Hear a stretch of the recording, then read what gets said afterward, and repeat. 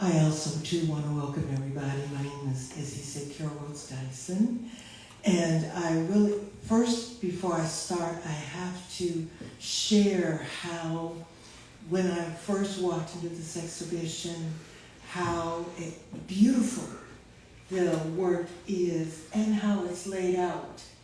As a person that organizes exhibitions, I always look at the installation and the excellence of the artwork is matched by the excellence of how it's laid out.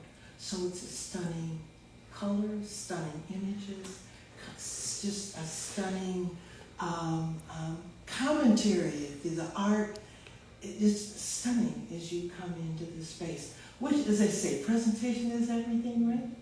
And so this presentation says to me, well, Carol, you have the big books, you take half of that home with you.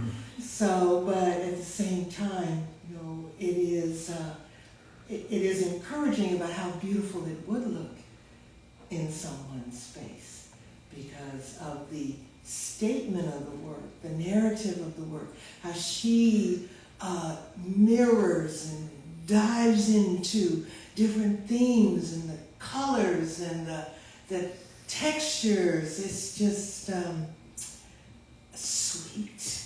You know, it's sweet. That's just my perception as I first came in. Not today, I've been here before. And it was, and I like to spend time with the art. I hope you all do too.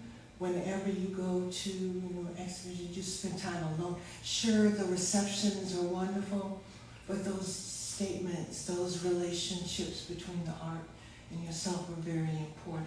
And I think her works also encourage, because of the size, you didn't expect me to go up like this, but because of the size too, they draw you into an intimacy, right? And the statements draw you into an intimacy with them. So this is, again, hats off to Jenne for the creation of the work. And then hats off to Mr. Ferguson, who is throwing down, showing art in this city. I mean, and that is also, you know, to be commended. So, Jenne, you want to share a little bit about yourself? Tell us who you are and your background in the arts. Okay, I'm Jenne Glover. I'm a native Washingtonian. I have been doing art for over 40 years. I am a proud senior citizen, mother of 4, grandmother of 8, and I just recently retired 2 years ago, and it's just life-changing. I have been working full-time. I had been working full-time and doing my art for 40 plus years, so it was a juggling act. You know, I had to go to bed because I had to get up to go to work, and I don't have to do that anymore, and that's a real treat. My work is about music, motion,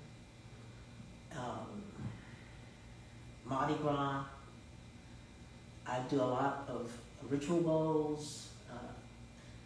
My work is focused around spirit, and I do some commentary on political and cultural frameworks.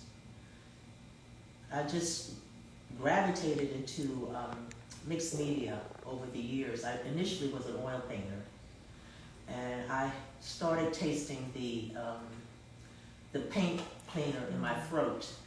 So I knew I needed to stop before I killed myself. So I gradually moved into mixed media and using acrylic paint, which really works well because acrylic dries so quickly. I can keep working. If you're doing oil, oil takes sometimes years to dry. So it really doesn't work well for mixed media. So I think I have found my medium, and this is what I'm going to be doing until I close my eyes. I've done a lot of shows over the years. I've done over 90 solo group and invitational shows. I'm published in a number of jury publications. I've done some cover art for the Journal of National Medical Association. I did a cover for the Strathmore Music Hall up in Rockville. And I've just been featured in a lot of different publications regarding artists and competitive jury shows. And I just love art. I've had several solo shows over the years, but this is the first since I think it was 2019. The pandemic really shut everything down for a while, and I'm hoping to do more solo shows going forward. I prefer solo shows to group shows because people can really get to see a body of my work versus 2 or 3 pieces in a group show. So I really like doing solo shows, and I really love this space because you're surrounded in art. You know, a lot of times if you're in a show, there are different rooms, so you can't really see the whole body. And that's what I like about this space, is that you actually can see everything in one time and compare and examine and just absorb everything in one spot.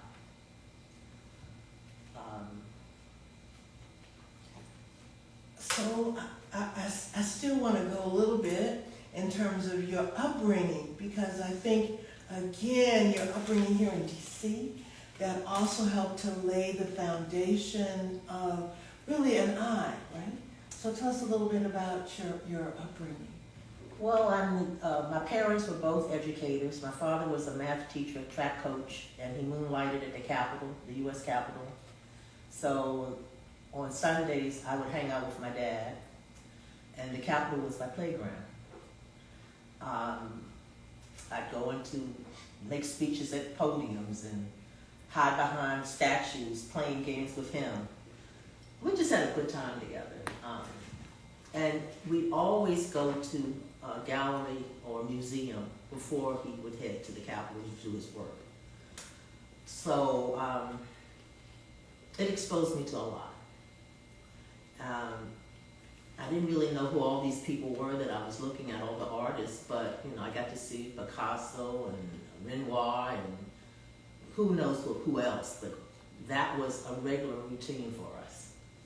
So I think that really kind of opened my mind in terms of what was possible. My folks didn't really think that art was a rational thing to go into, so I didn't study art. I took a 2D and 3D course with Dr. Yvonne Pickering Carter at UDC.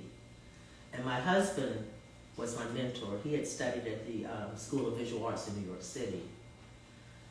And I just was always encouraged to just find yourself. And that's what has happened over the years. I've just kind of evolved into finding my own style and finding the themes that I like to work in. I typically work in different themes versus just doing one thing over and over again. I don't work like that. If I did that piece up there, let me do something which you can see here. Yeah, I have a lot of 30 by 10s, but they don't all look alike. But I don't really want my work to look like the other work. I want each one to be its own unique expression. Sorry about my phone, I forgot to turn it off. That's a pretty tune. That's a good thing. Oh yeah, but it should have been turned off.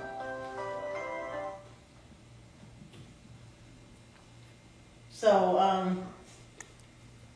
I feel like I had found my voice or my eye, and the things that I like to focus on. And I like to also do things with children and music. I have reoccurring themes that I like to do. There are three things that you said that just hit me, and I'm trying to figure out what to explore first. The first thing you talked about, the oil painting, you started off as an oil painter. I'm still in the evolution of you as to today.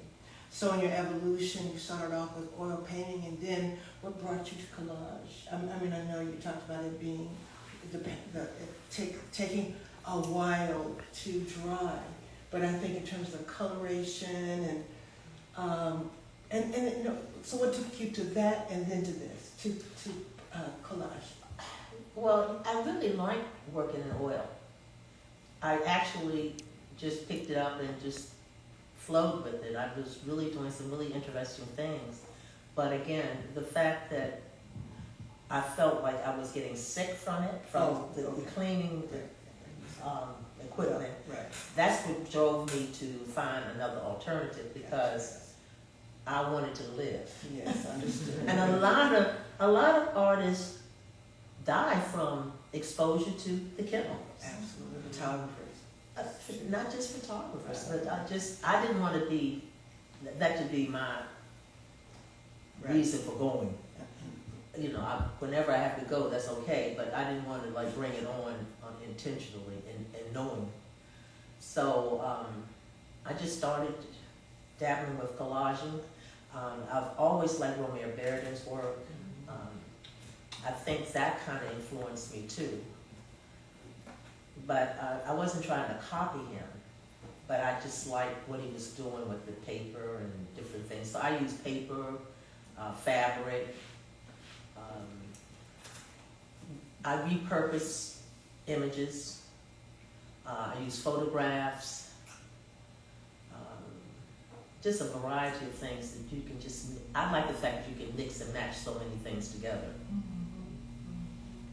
And I remember Bearden was a full-time social worker until he retired. And he also painted on the side, but once he retired, he blew up. Yeah, my husband and I had the good fortune of meeting him in the 80s. One of his best friend's wife was Nanette Bearden's costume designer. Okay. And her name was Sajda Ladner. And Sajda arranged for Sam and I to go and meet Romare at his studio on Canal Street. And we hung out with him for hours, and he was just talking about how just don't give up. Because he had, it took him a while before he made his mark in the art world. And that was the thing, he said, you just can't stop. And then he asked me to send him some slides of my work, which I did. And he sent me back a lovely note that I still have framed in my bedroom, so I'll remember every day that Romare said I was going to have an illustrious career. And I had the opportunity. I've always liked to write, and I asked him, well, can I interview you? And he said, sure. And I could kick myself to this day that I did not get back up there and follow through on that.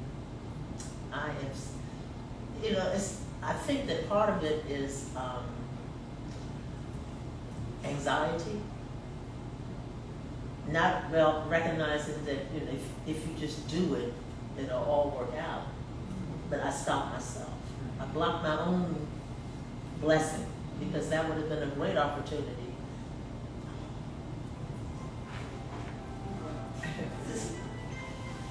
Okay, I thought I'd turn this thing on.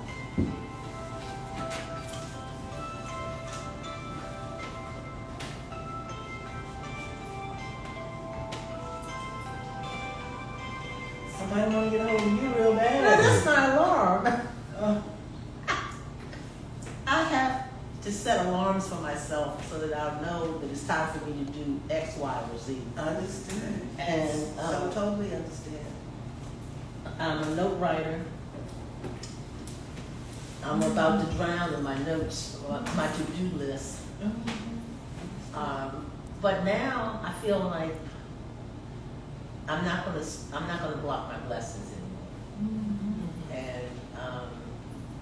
And I also wrote a blog called Voicing Art for 8 years. And I was interviewed. No, it was longer than that. It was from 2008 to 2016, 18. And what I focused on was interviewing different artists, local and national. I did interviews with Joseph Alston, Cynthia St. James. I can't even think of everybody right now, but Martha Jackson Jarvis, Ulysses Marshall. It was just a bunch of people. And matter of fact, if you go to my website, you can pull up those interviews. I interviewed Bernard Brooks. It was a lot of people over time. It was actually it was a lot of fun, but I was having problems with my hands. I had carpal tunnel, and I was just using the computer too much, so I decided, I needed to let it go. And then I did a couple of videos, and I guess if I were ever going to do it again, that's the way I would go, because it's a lot simpler than trying to capture the conversation and regurgitate it into a story. This is a very rich community, and what you did, illustrates, I think, to the generosity too of a number of African American artists wanting to support and encourage individual development, so that because we all gain, by those kinds of conversations. You also mentioned Yvonne Pickering Carter. I haven't heard her name in so long. As soon as you said that, I said, I cannot let that go. So I am trying to remember, did she go to California or? I think she's in South Carolina. Okay. Now, was she kind of into spiritual and art? She was. Or tell us a little bit about her.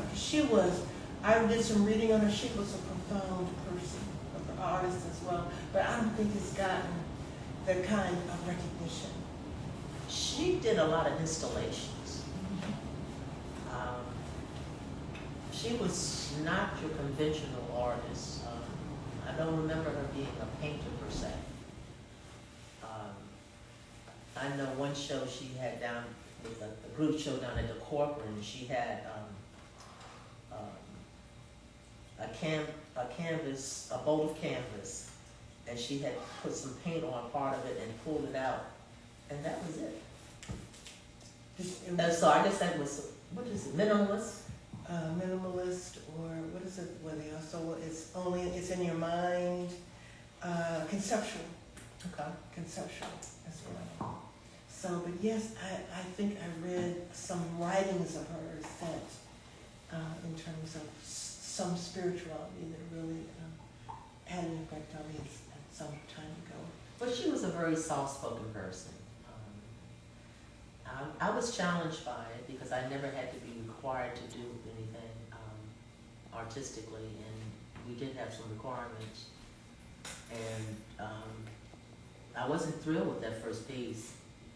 But what I do, if I'm not happy with something, then I use that as a foundation and build out a new piece on top of it. And typically, I'm really pleased once I'm building out on something, because it's not controlled. It's, you kind of finding it. And that's how I work anyway. I'll start with a blank canvas, and I might put some paint on it just to cover the white canvas.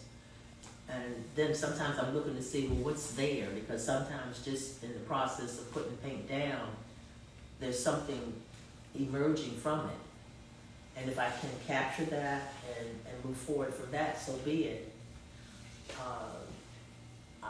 I often do sketches just to get an idea where I'm going to go or what I want to do.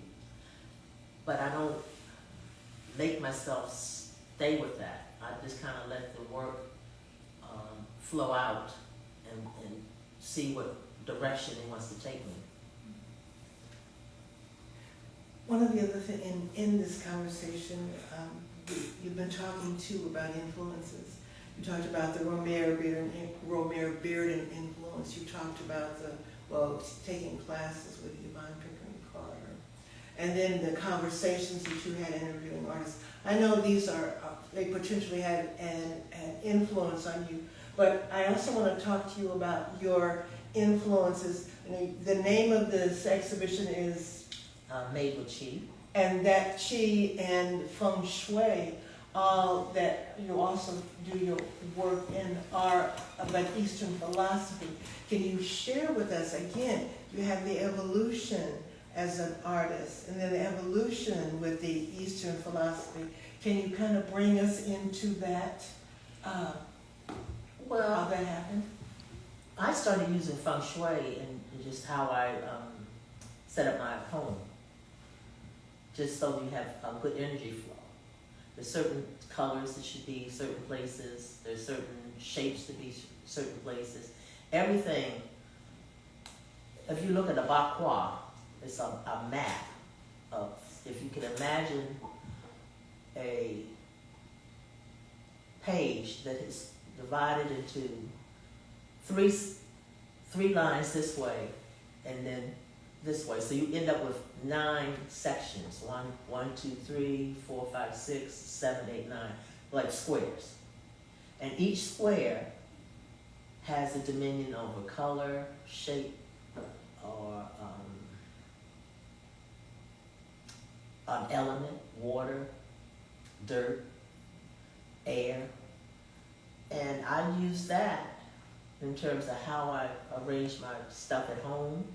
And one day I said, well, let me see about doing that with the canvas and treating the canvas the same way so that I have those 9 sections. And then I work from there in terms of what colors are harmonious in certain areas. And you might think it's that it would be narrowing the possibilities, but it doesn't, because there's so many options. And it's worked for me. And I see the continuity in my work just from using Feng Shui as a reference point. And then there's some areas that are very neutral. So it's the sky's the limit. In spite of how it may sound, you have a gazillion options. And that's how I go about it. So it takes away which color should I use? I don't have to think about it. So, well, what is the recommended color? And what are my options? And I go from there. And I mean, you can see that there's nothing about any of the work that says it's in kind of redundancy. And it just works for me. Okay. No, I have 50 questions, but then I have to think about a couple of things again. You talk about music and work. We talk about creative process. We talk about feng shui, and I'm trying to come up with a question that encapsulates creative process and then how music plays into your work. And I know we've talked about the feng shui, but just I think about those 3 words and how that kind of represent music, creative process, because I know music is an important theme. Why is music an important theme? And I think music is a flow and music is an energy. And I think of the energy of feng shui, and then I think about the energy of the creative process. They're all kind of coming in a thought. But then the thought is how to put all that in a question. So, creative process. I think you shared a little bit about the creative process. Do you want to, in terms of the feng shui and how a piece evolves? I think I've already tapped on that. Yes. Music is just, to me, music is like a necessity to life. Usually have some music going on while I'm working, but sometimes I work in silence too, because There's something very spiritual about silence. But I like to think of music being uplifting.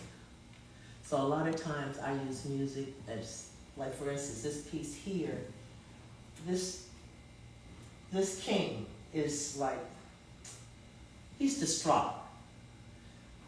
That's why he's kind of slumped over, he's frustrated. You know, and I think about the African American experience, what we had to go through. Here we are, the original people. I think of Africa being the root of all humanity. Absolutely. So, you know, here we are, somebody trying to suppress our brilliance and who we are, and trying to force their ways over us. So I use the music that's Daddy Longlegs up there. He's playing his music to uplift him. And that's why I feel the need to have music in my pieces as much as I can, because it's uplifting.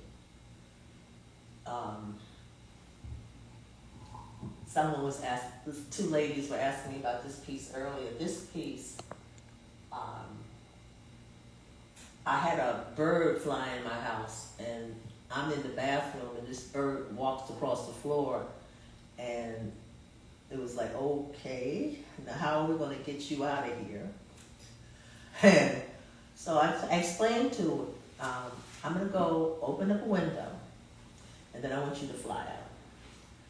And I went and opened up the window, and he flew up. So I said, okay. So there is a communication between nature and the Lord and the higher beings. And I just started fooling around with that whole concept. That's why you see these feet. These are my feet. And then the bird was a wren, but this is whatever you want it to be. And the cat I included because some friends had sent me a picture of their cat. His name was Mao. And he was a golden cat, but I decided I was going to make him polka dot. And this whole piece is about evolution. The couple at the top, they are crossing into the waters for a new life. This is a quilt that the enslaved would use, that pattern, to notify the other enslaved that it was time to pack up. We're getting ready to go. This character has these long arms because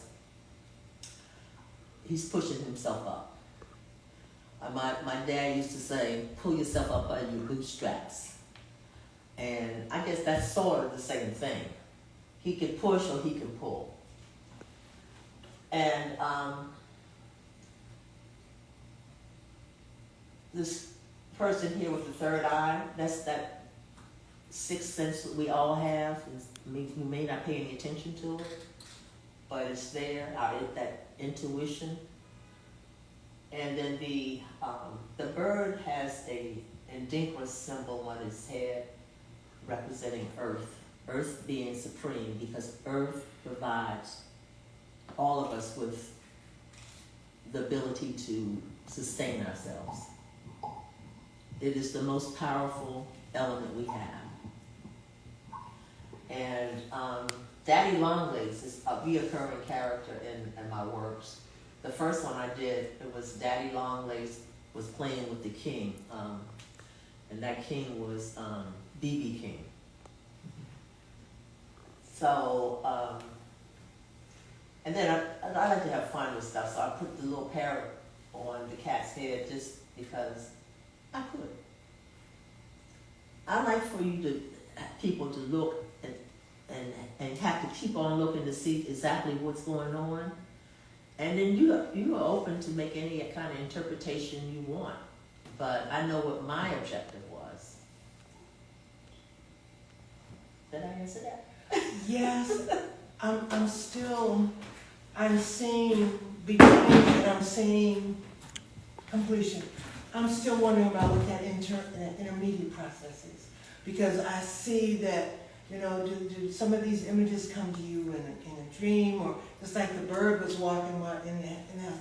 Some of these inspirations, maybe driving a car, you hear something, just the inspirations of the work, how do they come to you? And then in addition to that, do you work over a piece, or is it this intuitive kind of, I'm going to get that and put that there? I'm just trying to, because I see the beginning and I see the completion. So I said, I just want to see a little bit in the middle there. I treat it almost like a puzzle. I don't necessarily know where I'm going. You know, it's an adventure. I'm trying to figure out what works best, what makes sense.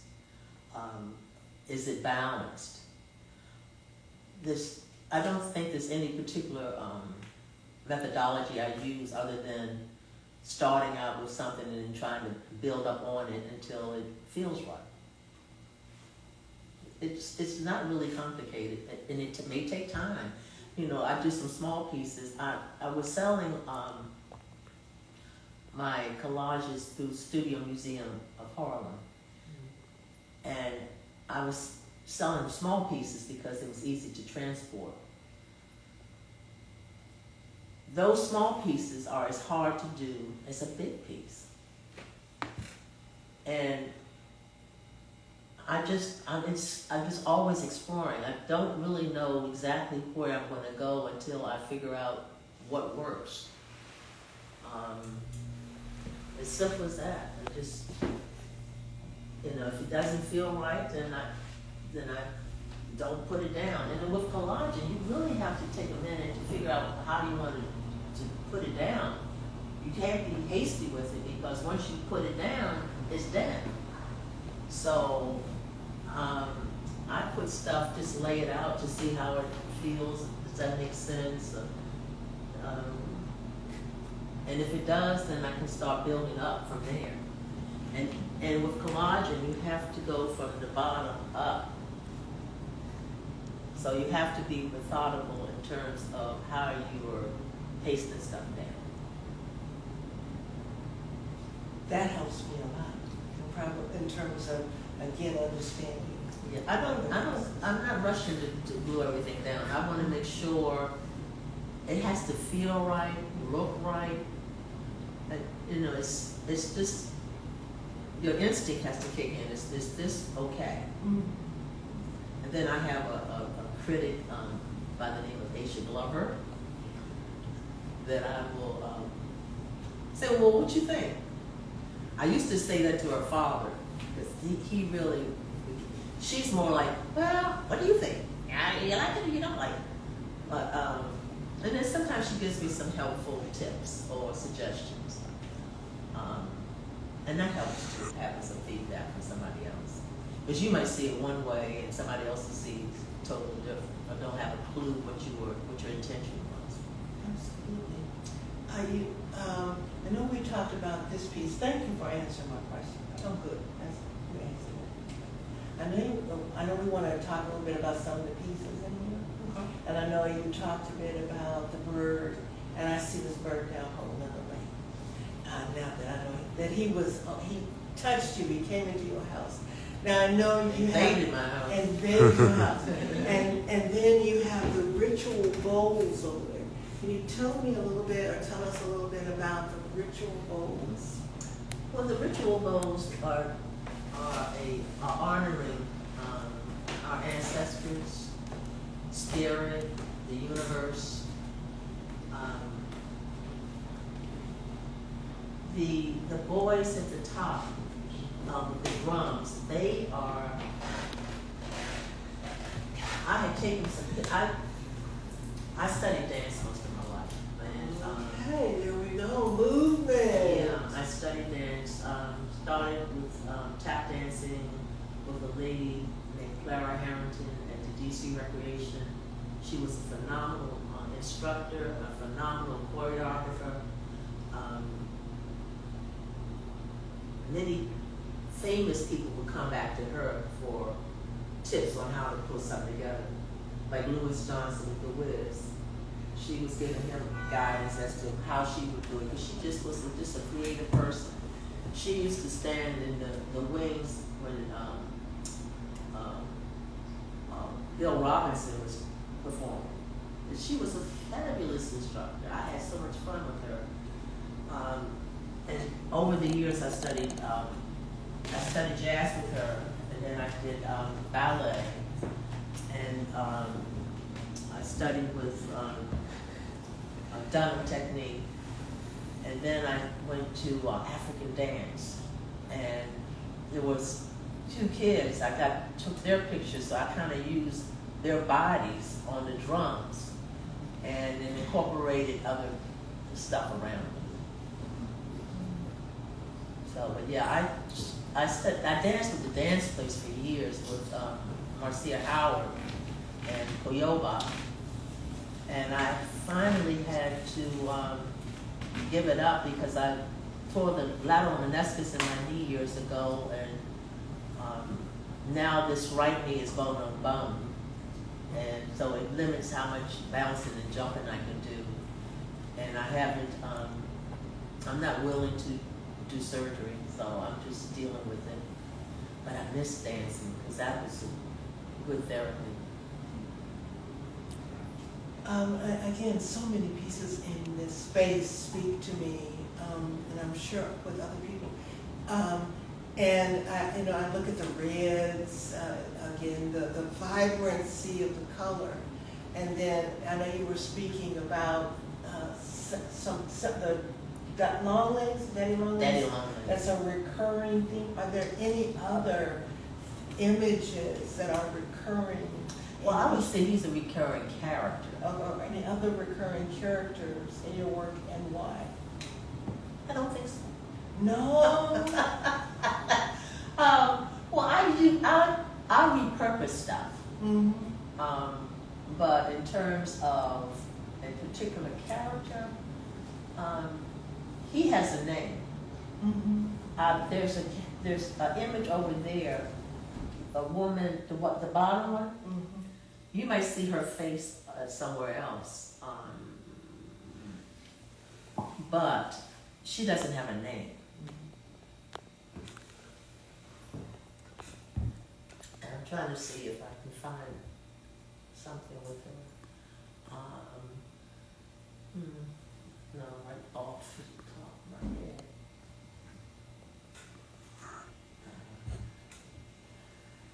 Well, if I see it, I'll bring it up, but I don't know. Daddy Longlegs just was interesting, and I did that, the first one in 2010, something like that. But I've used that image on different occasions, and then I kind of reconstruct it as I go along. As I said, this is, sitting here too, these are striking. It's just striking. Again, your work is really striking. And I'm glad to see, because I've known you a few years, and I just am thoroughly impressed at how you just continue to expand in your work. I have one final question. Are we at the final question stage? Okay. And that final question, no, we want to invite the audience to ask questions. Okay.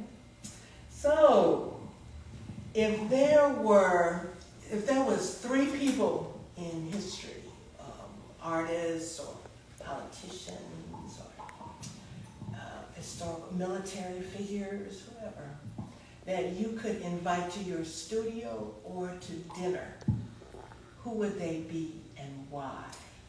You did not have that on the list. I know, as a you question. said spontaneity. You wanted spontaneity. Well, I think there's some value in spontaneity, but at the same time, this old brain doesn't remember everything right on the top of her head. Romare Bearden would definitely be there. Harriet Tubman. And why? Because she was a bad sister. She's a bad sister. And I have admired her since I was a kid. My dad taught math and was a track coach at Harriet Tubman High in Clarksville, Maryland. It was a segregated school, and it was the nicest place to go visit. The kids adored him. People were always bringing him home-baked cakes and pies and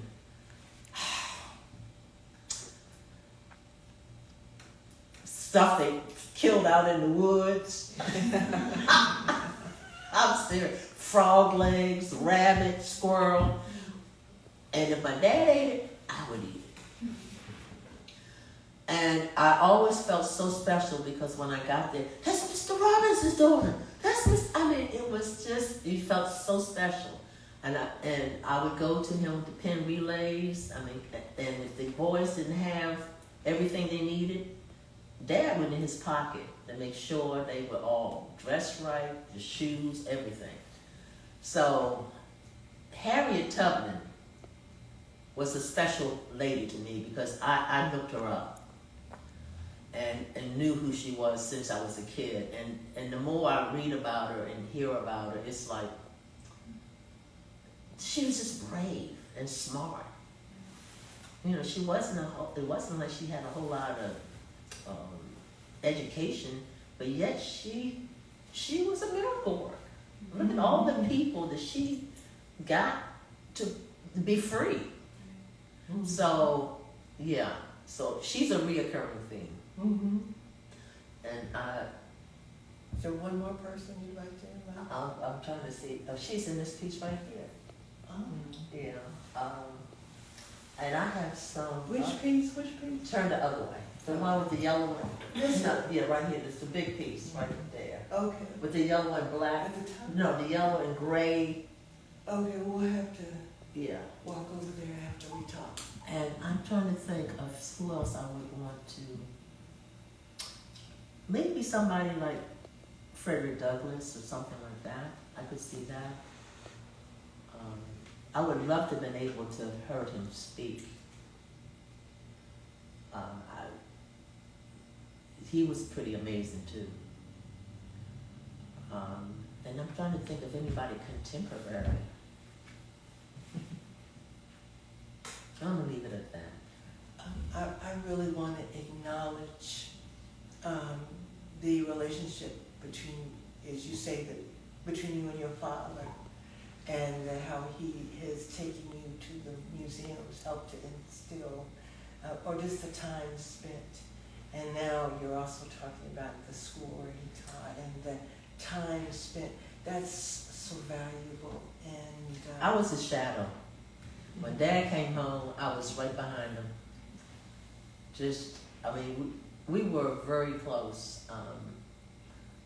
And if I was misbehaved, he would take me over to the People's Drugstore, and we'd go to the fountain, the counter, and order sundaes.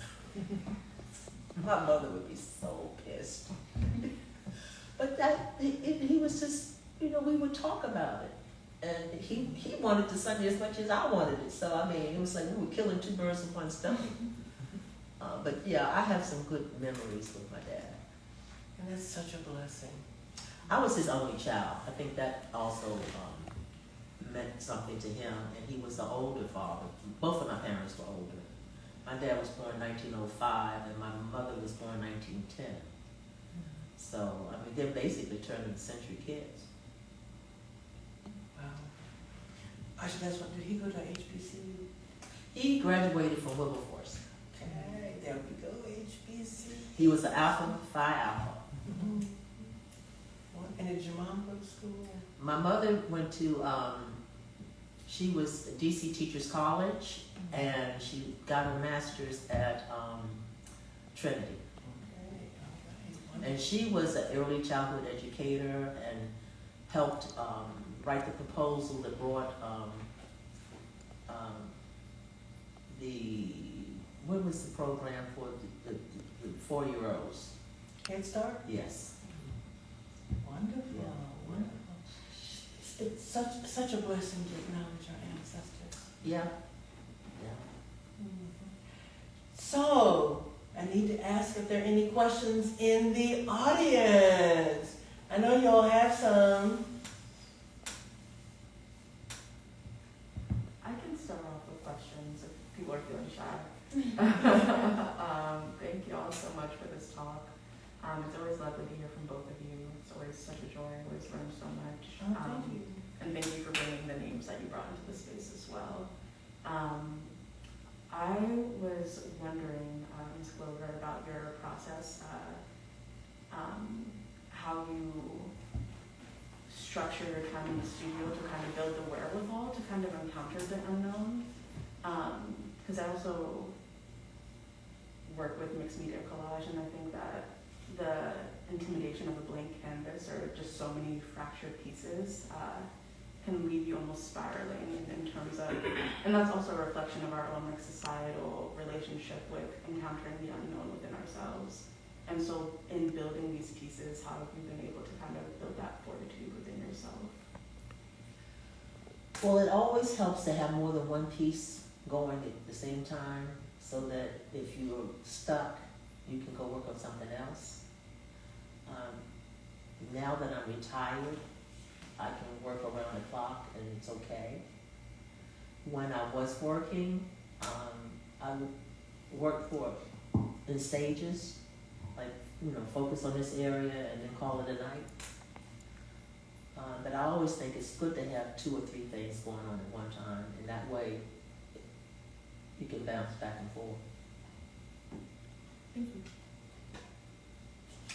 Y'all had questions earlier. Okay, I'll ask them the questions. You mentioned that you worked for 4 years right alongside your artistic practice. Was there a spark or some sort of transition point that got you started in the first place? I was doing art before I had a job, and realized that I was not going to be able to function selling my work for what I was selling it at that time. So I needed a job so that I could feed my family, pay the utilities, and all of that. So it was trial and error. And then it just was practical to me. I didn't want to have to sell my work giving it away. And I was pressed like that. I mean, a couple of pieces that I would love to still have in my own collection, but I needed the money. So having a job meant that I didn't have to sell myself short.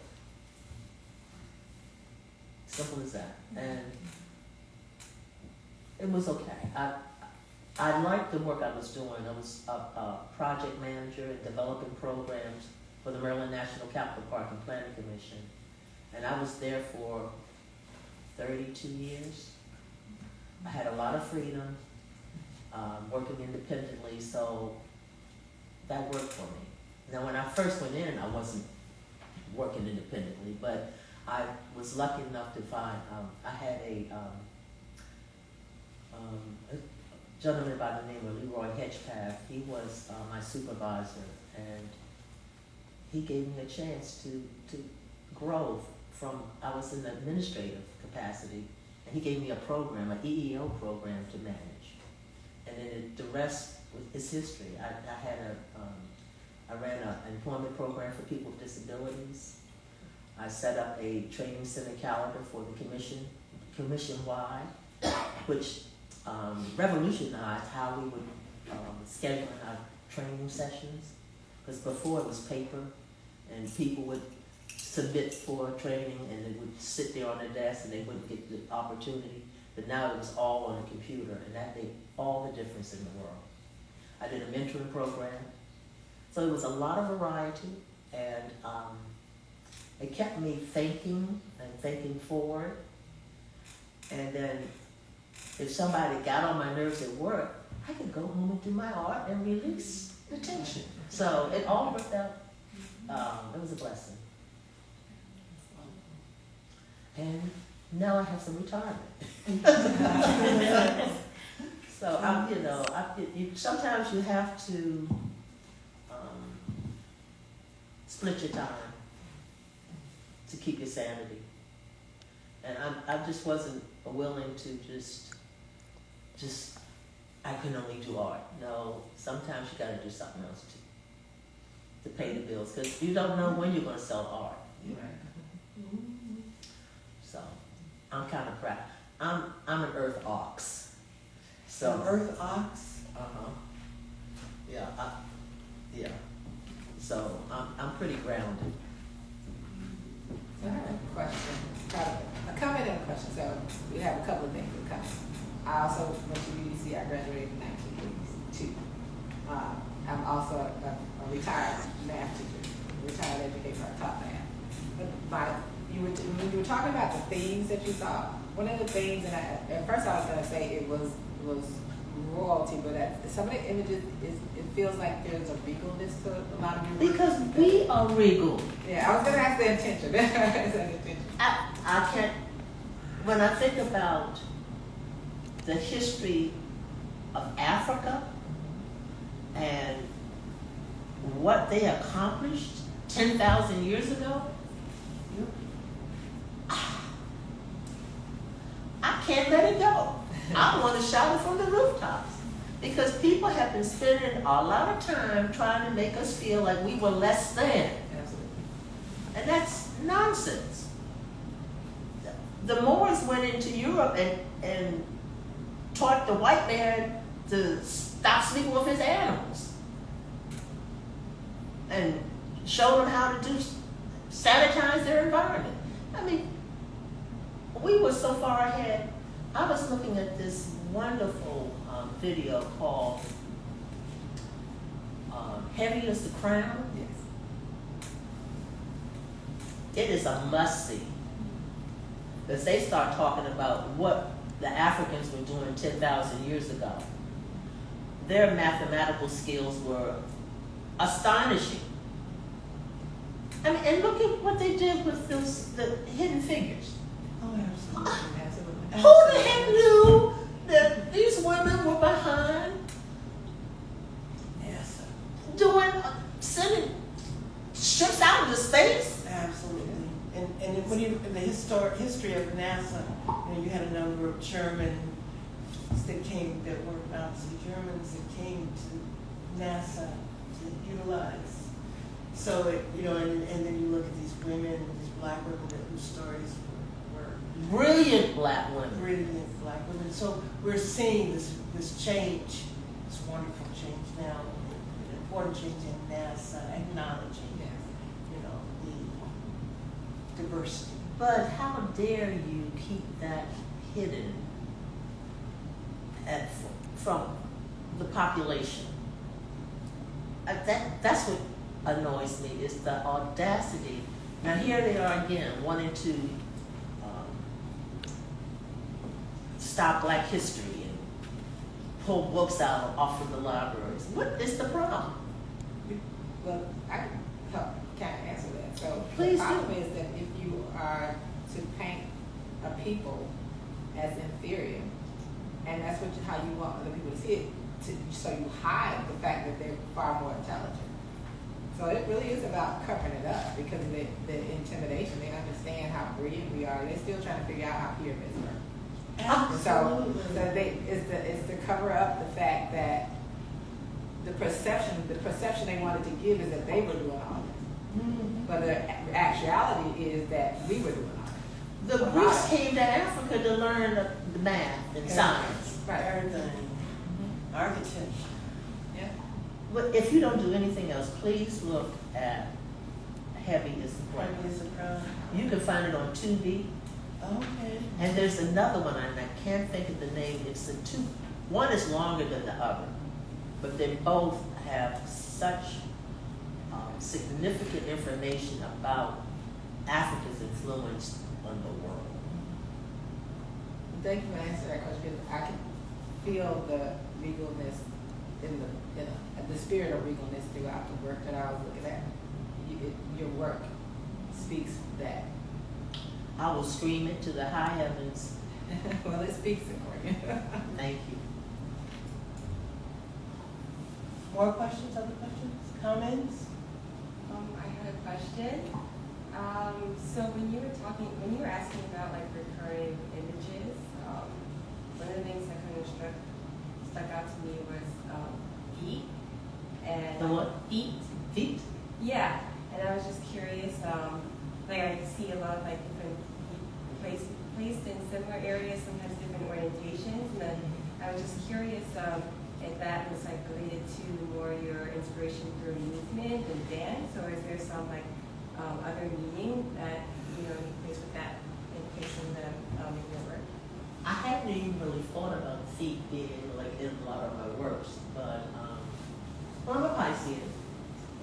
And so Piscean rules the feet, so that might be part of it, unconsciously surfacing. And I was thinking, I said, like, this piece is, she's stepping over, I can't think of the name of this piece right now, but point of departure, that's what that is. And then we have the other one, the red-faced woman, she's escaping the dragon. So I do like reference movement a lot in my titles. It's not intentional. I mean, you really can't do a body and not have feet.